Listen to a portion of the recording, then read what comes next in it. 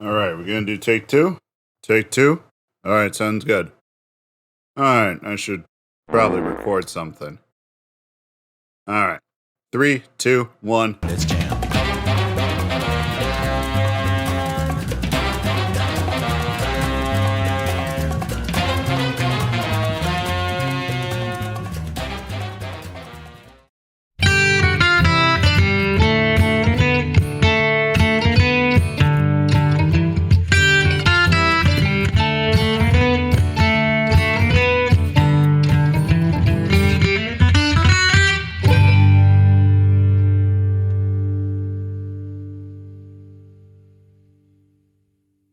A lot of Bravely Default 2. That's really fun. Because it has all the pieces of a traditional JRPG, but a lot of the quality of life things that are more current. I kind of just started talking. Hello, welcome to another episode of It Sure Is a Podcast. Trying some new stuff out, some new angles on things, I guess you could say. And this is my third take of this episode. I don't know, I gotta tell you, it's been kind of difficult getting back into the groove of things. I always would come in with a few topics, and I do, but just things are a little different. I don't know. Maybe it's because I've been MIA for 2 weeks. The reason I've been MIA for 2 weeks is, well, just a lot of life stuff. The first week, I got that Moderna, the second COVID vaccine, the second round of it. And that thing made me sick for about 3 days. I had a fever of 106. Not 106. That'd be bad. 100.6. There we go. And whatever I would take, it didn't really lower it any. Like, it would lower the actual temperature, but like all the symptoms would still be there, if that makes sense. So it was a rough 3 days. And then, the fourth day, that's when I usually record, but it just wasn't going to happen. I was so drained and I was so tired. It wasn't happening. Nope. Nada. And then the next week after that, my dog decided to have puppies. 10 of them. I mean, okay, we knew that she was having puppies, but it was just at a very inopportune time because when that happened, then, I had to go designate time to go watch them, and it just didn't have time to record. Life's been a little crazy lately. And I mean, everyone goes through that. Life gets a little crazy. But I did put on the socials that, hey, I'm not dead. It's, I'm still doing this, but I think maybe 1 or 2 people look at the socials and that's it on Instagram and Twitter. And honestly, those are the only 2 I use. And I kind of hopped off the social media train back in 2012, in between 2012 and 2015. Yeah, that'd be the right numbers. In between there, I dabbled, but I kind of jumped ship on that, and now I don't really know how to use it. I guess you could call me a boomer. I don't know how to use any kind of social media. I could learn, but I don't have much of an interest. Right, but I know social media is the best way to get the word out of It Sure Is a Podcast. And, I mean, maybe whoever's listening, maybe could help me out. If you know someone who'd be like, hey, this is right up your alley, listen to a middle-aged white guy talk about video games and his original characters in his basement. That might be for you, let them know. And then, I don't know, I'll give you brownie points. I'll give you brownie points in some way if you direct new people. Because apparently I can't do it good enough. But, with all that being said, I'm back. We're recording again. Things are going all right. Give me a second.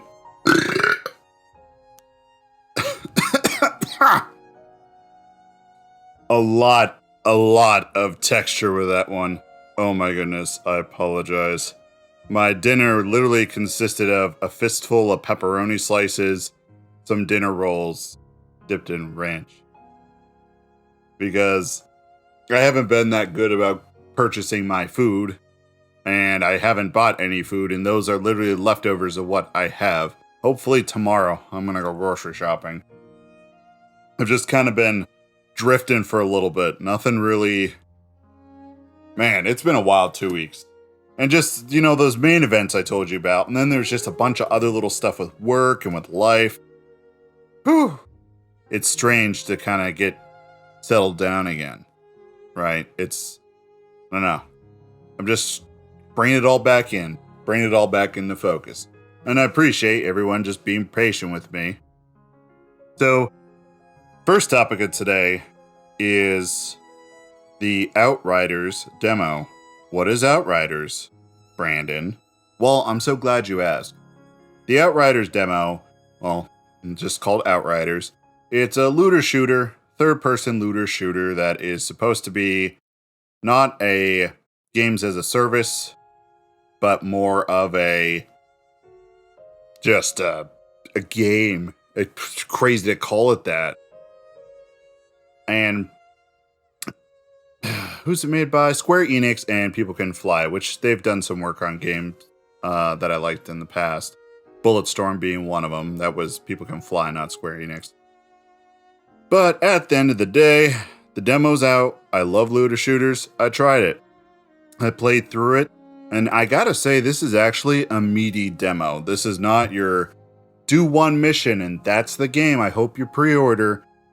There's 4 side quests. You do a few of the main story bits in the beginning, and then all the stuff that you get in the game, you can save and transfer your data over to the full game, which I love that about new games right now, where if anyone does a demo, demos are super rare, but if anyone does a demo, you throw it out there and they're like, yeah, all your progress, it'll just go to when you purchase the game. Because I always hated that, right? There'd be a demo, you play it, and you're like, this demo's super awesome. And then you can't transfer your progress over, especially if it's like an RPG or something with stats. So then you would have to end up playing the intro and playing the beginning again. And that just wasn't my thing. But now, in this modern gaming realm, we have that ability, and I love it. Oh yeah? My cat showed up. I don't know if you heard that. If not, it's just going to be dead silent, and I'm just sitting here talking to someone, but I'm already talking to myself right now. Hey, kitty. I know, we're all super professional here. Back to the point. So the demo's really meaty. It's a third-person shooter. You have abilities. You, loot guns off of people. You get armor. It's just a looter shooter, but it's not games as a service. And I don't really know if we've ever really dug into the games as a service model. And I'll be honest with you, I don't mind it. If the game is either really cheap, like $20 to buy in, or if it is free to play. Those are the only 2 ways that I think it's fair for everybody. Because if you buy into a full priced $60 to $70, because I know with the new consoles, the price has gone up another $10, so a new game is $70. With that entire cost, I would assume that you would get, the game and then a certain amount of time that you would get the free content that you wouldn't have to purchase. But that's not the case, right? It's a full game and then you buy content pack and content pack.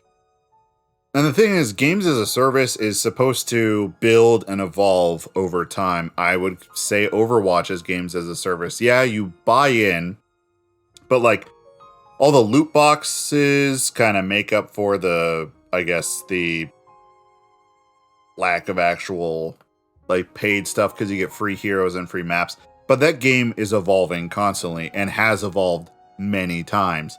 There's characters in there who play nothing like they originally played, right? So that's an example. But also, Destiny's an example where games as a service, you get these content packs, and now they've gone down the new route of doing seasons where every time there's a new season, you have to buy in about $20 just to get some stuff, and then you get, the battle pass, the equivalent of that. Okay, all right, so I understand that model if Destiny 2 was originally free, but it wasn't. It was a full-priced game, like 100%. So it's hard for me to, I guess, justify the games as a service just because, like, it. I mean, you. How do you put it? You put so much money into it, and then you realize at the end of the day, you've spent like almost like $300 on this one game, and that was just to keep playing the game. No, it needs to be free to play. I mean, Warframe does a really good job of it. Warframe, free to play. You can earn everything in game, and all the content packs are, they're free. And it goes off of like the free to play model, which I'm just saying, like, that's the best way to do it. But this game isn't doing that. This game is just like complete package. Yeah, there'll be updates, there'll be fixes, but other than that, you get the whole game and the whole package. And I definitely know that within the looter shooter community, the little gamers in their gamer girl chairs have been crying out into the night that they want something like this. They don't really want the games as a service, they just want one complete package. So after playing the demo, I sat back and let out a very satisfactory sigh, and I liked it. I liked it a lot. The gameplay was really enjoyable. You run around with your powers. It is a little bit of a cover-based shooter, but at the end of the day, once you get used to how the game is played, the cover's more for your enemies because your powers are ridiculous and the cooldowns are really short for them. So you're more zipping around the battlefield killing stuff compared to just hiding and shooting, right? Like the guns are your secondary and your powers and abilities are your primary. And the story is a little ham-fisted. It's a little corny. It's just the standard action movie stuff. That's fine, right? I feel like if you're a looter shooter that's really focused on the loot game, the story doesn't need to be, Emmy. Is Emmy? I think Emmy is the thing. Is that the thing? What's the thing for music? I don't know. An award. Let's just go with award because my dumb brain can't handle that right now. It's not going to get any award for the writing, but it does a serviceable job. It makes me, understand the situation, understand the world, understand what everyone's going through. So it keeps me invested. So it's investing me along with the loot game. Now, I haven't been able to grind, but from what I have observed and what I have heard of, that like people can run missions again and again and grind and get gear and loot. So you can like max your gear and loot out up to a certain level, which I thought's really cool. Since it's a looter shooter, it makes sense that you give the toolbox or the sandbox, as it's said in the industry, of all your mechanics and weapons, and you let everyone try them out. You see how they like them. I like that. So after this, I thought, oh man, a lot of people are probably going to be thinking positively about this. Everywhere I looked, only negativity. I was shocked. Just because what I said earlier is that the gamers who play the looter shooters want a game like this, and then as soon as one comes out, it doesn't live up to their standards just because everyone is comparing it to something else. I always found that funny, right? In the gamer culture, I believe that the gamer culture is just as toxic and bad as the Star Wars culture or the Marvel movie culture. And I'm the type of person who I enjoy that stuff, right? I like Marvel movies, I like Star Wars, but I'm not going to like slander someone and like call them a neo-Nazi or a Satanist or whatever really negative slur that you can think of. I'm not going to call them that just because they don't like what I like. And a lot of things I've read is a lot of Destiny players comparing it to the game they like. a lot of Warframe players comparing it to the game they like. And they're like, oh, well, this does it better. I've tried it and this does this. Also, a lot of people who, bring up these complaints, they've only sunk a few hours into it, maybe just finished the starting. And I could tell you, it doesn't really start until you're allowed to mess around with all the equipment, all the gear, all the powers, all the weapons. That's when you get into the meat of it. And no one's ever made it that far, especially who complain. And they're just like, it's terrible, it's choppy, it's disgusting, it's glitchy and buggy. And I don't think people realize that People Can Fly Studios is not really considered AAA. They're more AA. And, Square Enix is publishing this. There's got to be some reason in background. But I was just surprised. And it really got me thinking that the gamer culture is very negative toward itself. And this is kind of why we get the same game over and over and over again. And it's only the indie developers who are willing to take risks, because the indie developers usually make the game themselves. Also, I slapped a chord. Also, Sky Climbers and Ova Magica both reached their goals on Kickstarter and reached a bunch of other stretch goals. So I'm very happy for them. Can we get a round of applause? Okay, back to topic. I just thought indies, that popped into my head. So let's continue. The independent developer culture, that one is more, you get weird games from that, but a lot of times you get sleeper hits just because it's so different. And in the main industry, you get the same thing over and over again because of the gamer culture, because they're the ones complaining about everything. And a lot of the times I notice that game developers will change their game to fit what the gamers want, especially when they think it'll make them happy, but sometimes it ruins games. There's a lot of games that I used to play a lot of, and the gamer culture was so adamant that this is the reason the game was terrible and this is why everything sucked. And then they changed it, and then I left the game. A lot of people I know who played the game left the game. Space Lords, man. I sunk so many hours into that. And they did changes, but then they changed so much of it that the original, the original body that was there just was not there anymore. And the thing you fell in love with and the thing that made it so unique was gone. So, at the end of the day, you got to kind of ask yourself, am I doing this just to please the gamers and the gamers don't necessarily know what they want? Or am I making this change because, okay, I have enough data, I have enough information that states that, okay, this isn't working as we thought it would. And it's just this vicious cycle. And I'm kind of bummed out that this is happening for this game, where it's something that everyone's begged for, and then as soon as it comes out, everyone's like, that's not what I expected. And it's like, it's a demo. You haven't given it a full chance yet. But all over YouTube, there's just a lot of negative reviews. But what was interesting was earlier I posted a Reddit question to everybody asking, hey, why all the hate for this game? I don't understand it. And I really don't. It's checking off all the boxes of what people want in a game, and everyone complains about games as a service.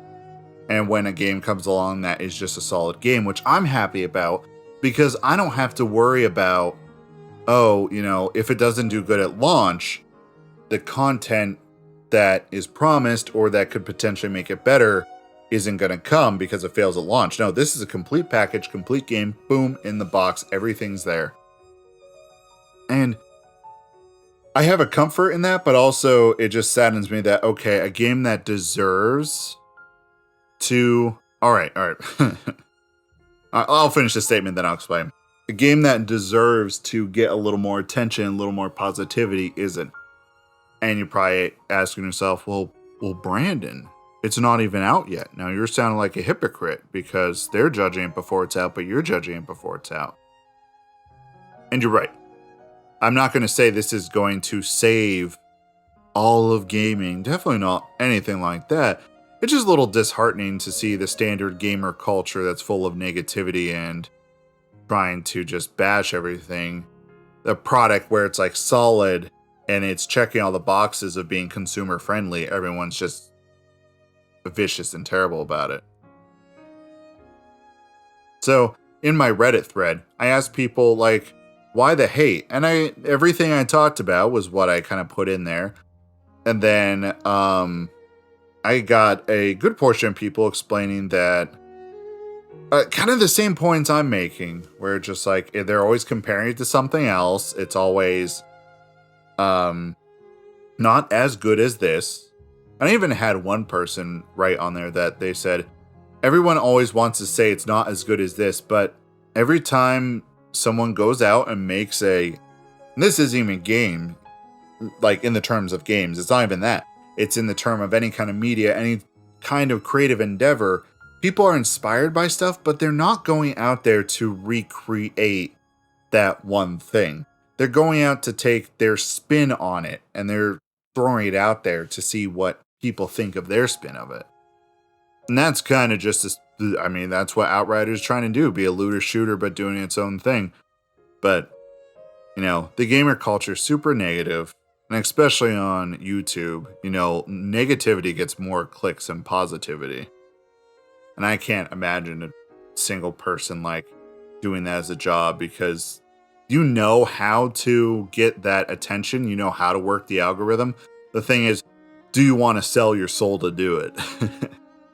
And I don't think any of them want to do that. The people who are really, into that stuff. And the one thing I wanted to bring up, it's a person who made a video, which I was super impressed with. And I thought it was actually really funny how, hold on a second. Am I able to find him? All right, we're going to have to look it up the old-fashioned. Boom, there it is. A person by the name of GC Positive. Kind of really talks about this gamer negativity, right? This gamer culture that is steered toward the negative. And he kind of really simplified it, and he just said, hey, listen,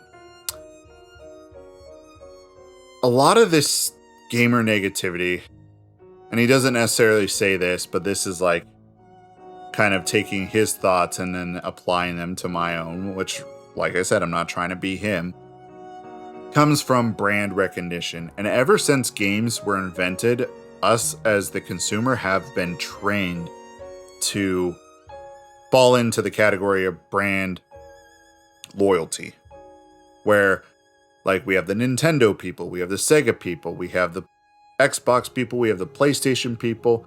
And even me, I'm a Nintendo person. Whenever a Nintendo game comes out, like, you best know I'm going to buy it.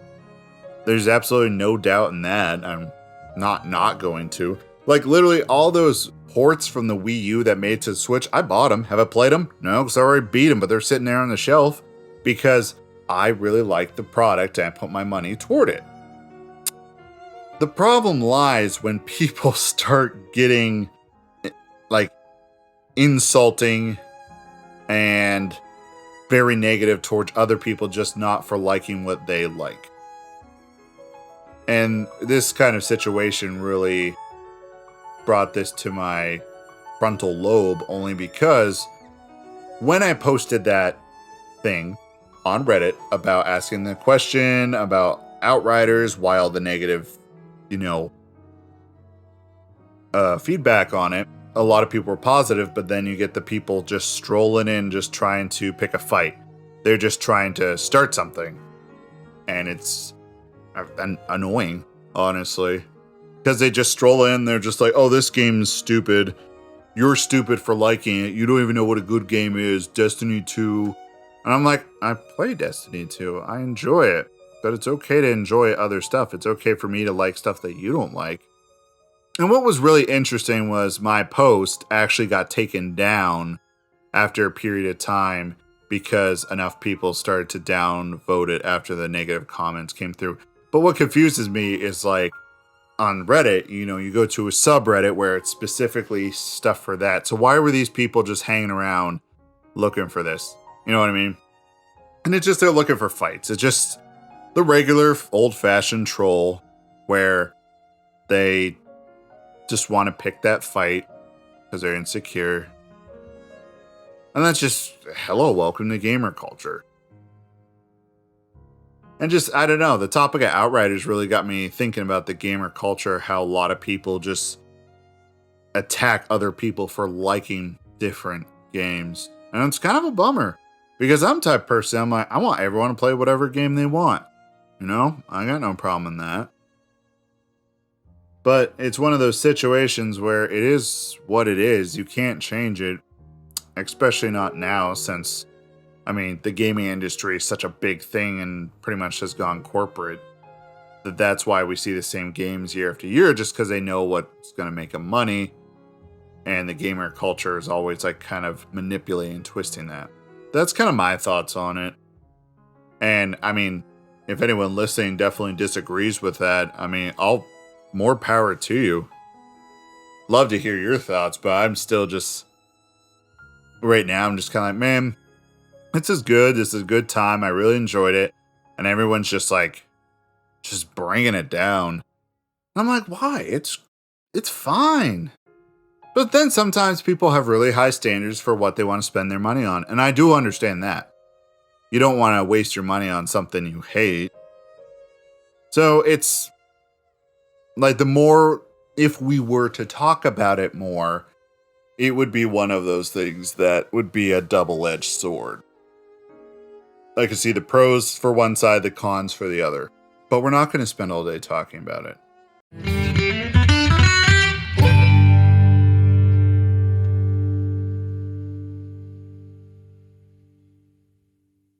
Welcome back. I had a little cut there. I do like the cuts, because I'm able to hop off whatever topic I'm on, decompress a little bit, and I can come back in fresh and focused. Also, I had to drink like half a gallon of water. I was so parched. And I got this jug and I've been drinking it, and it is, how many ounces? Let me take a look here.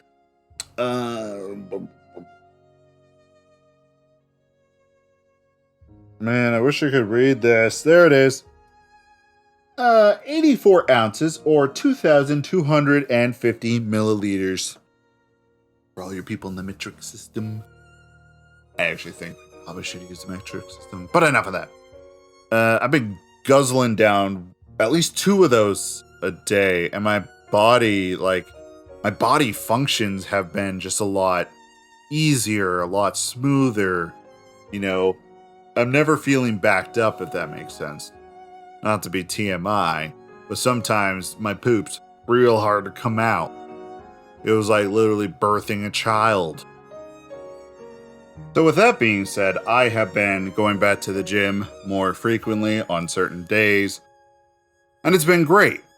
It could be better not being during a pandemic where I have to wear a mask, and before anyone gets upset with me, I have my reasons. Now, every situation during this pandemic is valid. There's no wrong reason, right? Everyone has a different story, different life. My thing is, I work the front lines. I'm already out there every day. And there's no way that I'm not in contact with a bazillion people a day. That's just a matter of fact. So I figured, when in Rome, right? Might as well get focused on helping myself. Even though I know that sounds super selfish, but I also have gone through the vaccine and got that. So, going back into the gym culture, I guess today's topic is culture, different cultures that we have.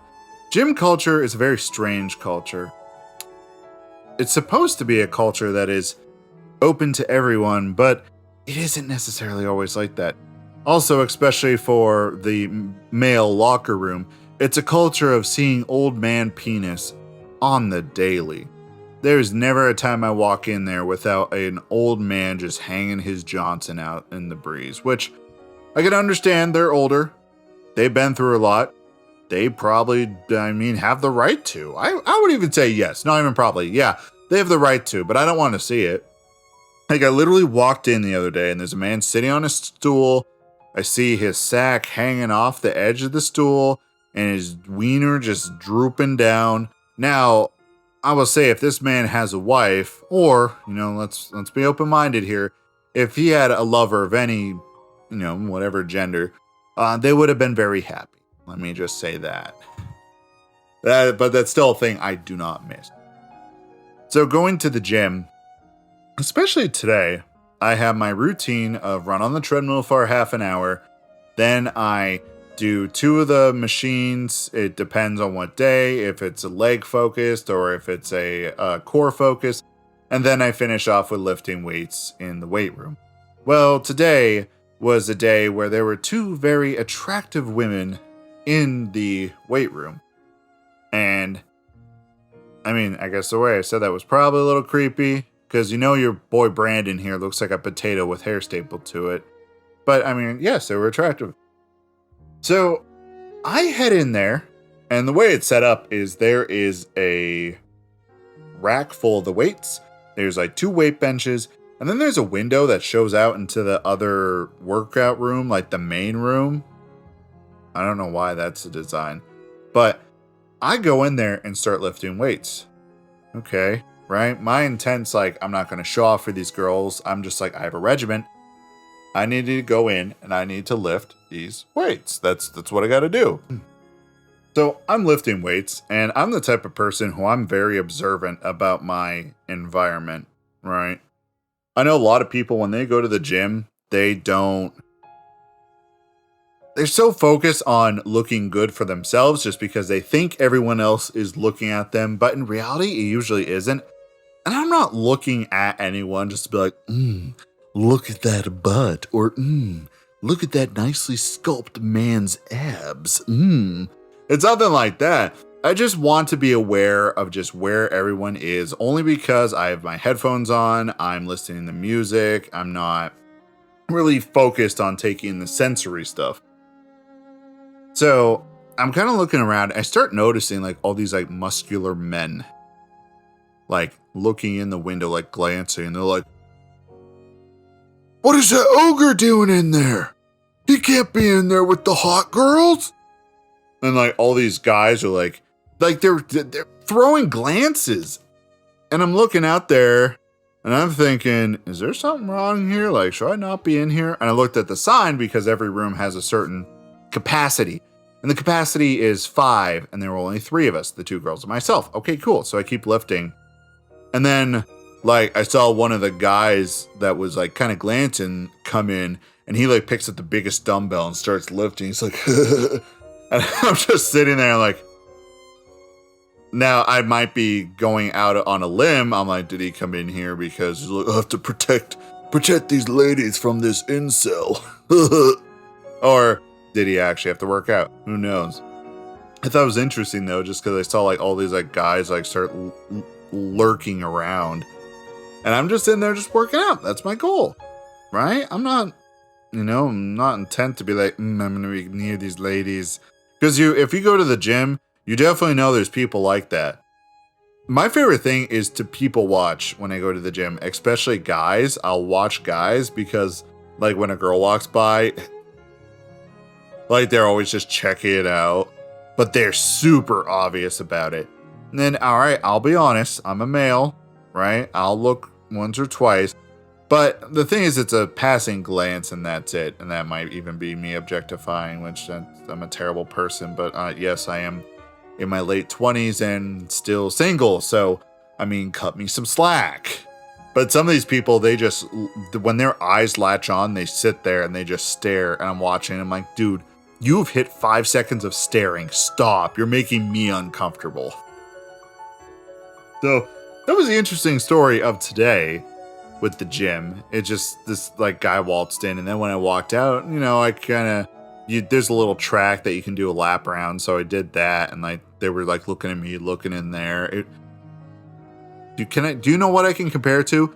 Like a bunch of monkeys at the zoo, and one of the monkeys walked outside of the cage, right? And like got a sandwich from the snack bar and walked back in. I kind of feel like that. And all the monkeys are like, he just walked out there and got a sandwich. Are we allowed to do that? Can we do that? And they're all looking at me and studying me like, what's his secret? I'm like, I just had to work out. I had a goal and I needed to meet it. And that's it. That's really it. It's not anything deeper than that. Wow. So I guess the last culture that we'll talk about today is a culture that I accidentally stumbled into. A culture I was not looking for, a culture that I did not want to be a part of, a culture that could be dangerous, but a culture I was a part of nonetheless. So I accidentally started playing an adult video game. If you're not sure what an adult video game is, you're probably thinking, oh, it's rated M for mature, it's violent. No, adult video game more borders on the line of pornographic. And I was unaware that I was playing this, but the signs were there, and now that I know this, I was an idiot. So my friend slides into my DMs, and he's just like, hey, Brandon. I'm like, hey, what? And he's like, there's this game that you should check out. It's in alpha. I'm like, okay, send me the link. He does. I click it and I download it. So when it's downloaded, I am greeted to a picture of a butt. A female woman's butt. Not naked, but it's like in spandex, like almost like yoga pants. And it's more of a like superhero costume. And it just says, hey, this game's in alpha, developed by 3 people. There will be bugs. If you don't feel comfortable playing with it, wait till the... Okay, it's giving the rundown on alpha. Cool. You click next. Then there is a woman standing there with elf ears with very large, shapely bosoms. But it wasn't showing anything, cut off, anything. And it talked about the plans for the game. I'm like, okay. So I click again.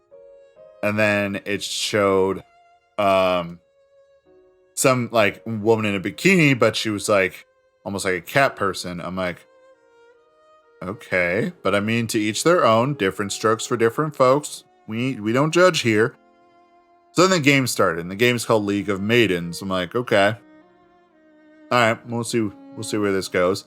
So I invite my 2 friends into a little stream on Discord to show them the game. And I will quote, not even quote, state that they are women. Okay? So I had the permission of women. Of women, I'm sorry. I couldn't keep that bit up. So I had the permission, the go-ahead card from 2 girls to keep playing this. I was not slandered. I was not made fun of. We went ahead. So we made our first character. First, you choose a class. And I noticed they're all girls, and all the classes are very large bosomed women and very shapely, but there's different classes. There's the warrior, the tank, the healer, the sorceress, and the assassin. We get into character creator, and that is when I realized something's not right. Because my friend, while watching the stream, notices, hey, what does that slider do? So I'm like, oh, let's go see. And I realized I can make the breasts even bigger than they were. And then we really got into it and we realized what this game was. But my friend said there was a gameplay component of it, right? And this gameplay was something that he was raving about. He's like, it's kind of like this open world superhero Devil May Cry.